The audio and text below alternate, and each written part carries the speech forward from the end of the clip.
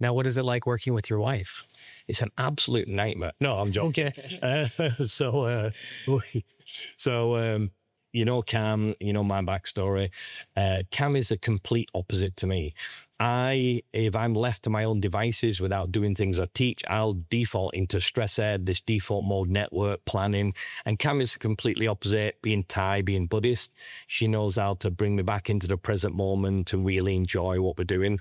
So personally, that for just my life, not just working together, has been, you know, has changed my life, you know, for the better. In terms of business, it's great because Cam's Thai, so she needs to speak to agencies, government, legal stuff, accountants. She deals with all that.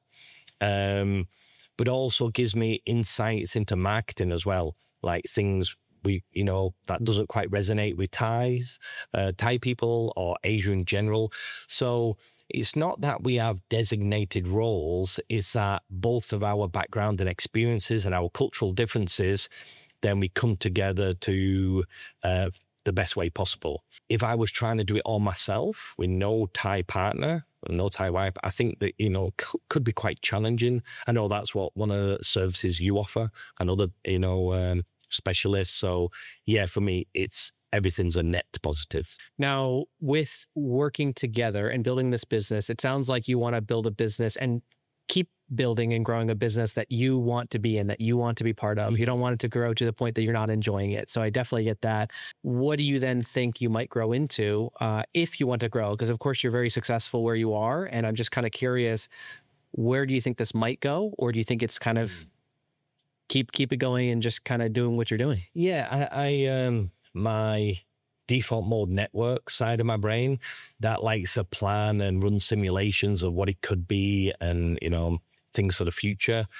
I know we talked about this off camera, the whole world of apps and online stuff. I think the market is a bit saturated, but I do think there's a use of this a blend of the two, where in-person training, retreats, experiences with then some sort of app or online system, what can continue the training or keep people involved in a community type way, but part of, you know, the overall service offering. So there's definitely that's in the pipeline. The expansion on retreats and experiences like we did late last year, we went to Mongolia and we did a Wim Hof expedition there. We took a bunch of our well-trained clients and we were in, you know, minus 29 to minus 35 degrees and we did stuff there. So there's definitely more of that. We've also looked into things like satellite offices or satellite studios or people trained by us. And we're in the process of doing that already. But everything we do, I know we talked about this earlier. So when Steve Jobs came back to Apple, he cut away all these peripherals and, you know, some of the things were good, but he removed all the smaller products and services, and then he relaunched the iMac. And then from then on, anything they added had to be complementary to the ecosystem and make sense. So we don't follow trends. That's a big thing I'm into. I don't follow trends. I take any business step very slowly because things can change quick. And I want to make sure that any additional service we add, any additional training, it's done correctly. And that also applies to any expansion things as well. Yes. Now you mentioned community a few times. Yeah. I can't help but think that people have been behind their computers as you were in the past in finance, right? We're behind our computers, we're slouching down, right? We're not feeling good about ourselves and we're, or maybe we think we're feeling good because we're getting rewards, but then, you know, you have all the negative side effects that come along with that. And I'm wondering, do you see that there might be this shift where people are now trying to get more in physical space, trying to find a local community, trying to go to more brick and mortars as opposed to buying everything online? Do you think that that's a shift? Or do you think it's a pendulum is maybe going back in the other direction? Because when I see the community of people here, it seems like this is something that people really enjoy, being around people in meet space, right? Yeah. But what is your thought on that? Yeah, 100%. But one of the reasons we structured our services and what we offer, being an expat and knowing a lot of expats, you know, I've got some friends here who've been here 30 plus years. I came here when I was 27 with a friend who used to live here. So I met expats who were living here then.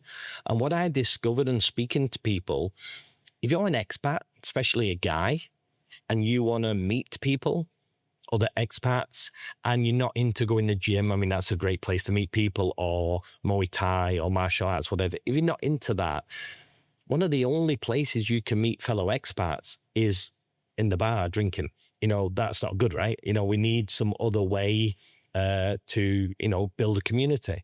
So, or be part of a community. And that's where, the British Chamber of Commerce and the British Club and things like that are really good. So one of the things I wanted to do is, and then that comes to this space as well, being more like a home.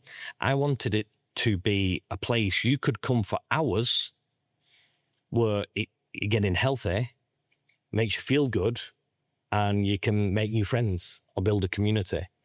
And that is, I guess, one of the driving forces why we continue to do this. The transformations we've seen with people from health-wise, just for joy in their life, the feedback has been, like amazing. And I feel we feel honored to be able to offer this type of stuff. And, the way I'm talking now, you can tell it's more than just offering a facility to get in an ice bath or a sauna. It's more than that to us. And I think I feel that our customers and clients know that as well. Yeah, I like the distinction. I know you're saying there's a benefit of chambers. I totally agree. I love some of the chamber events, but I think sometimes some of the quote networking events end up being more of, here's my business card. Yeah. And a lot of my friends here will have their communities which are outside of that. And so they might be motorcycle racing, or they might be racquetball or pickleball or whatever it may be. Yeah. But the idea is that that's where they have some really good conversations and build, really good relationships.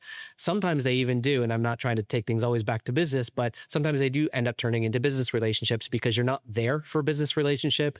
It's the side effect, right? Or you're not there to say, I'm going to go to that community event to make friends, but it's the side effect of enjoying other people's companies. Yeah. Does that resonate with you? 100%. And this is something we're going to launch hopefully soon, is just a men's meetup session where we do breath work, or maybe it includes ice baths or whatever. Because just looking at the Wim Hof method alone, since 2018, 2019, we have taught over 4,000 people the Wim Hof method. That's not including the other breathwork modalities and training we do. That doesn't include corporate events and team building exercise. So we've seen a lot of people. We've had people coming to us from day one, 6-7 years. Ravin was one of them. We've had people move countries, and every time they pass through, come and see us.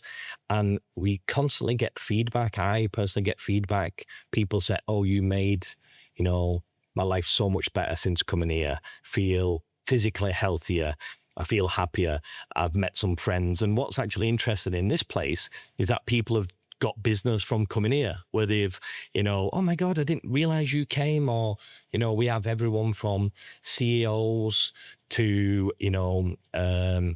students. We have a mix of everyone. And that's one of the things I like about what we do. So many different types of people come. So the communities can turn into business. But one of the reasons it works is because breath work and the cold exposure and sauna, it makes you release feel-good neurotransmitters. So instead of relying on drinking or smoking, people have a shift in state. They feel good. People tend to be more open and connect with each other. If you enjoyed this clip and want to watch more like it, click here. And if you want to watch the full video, click here.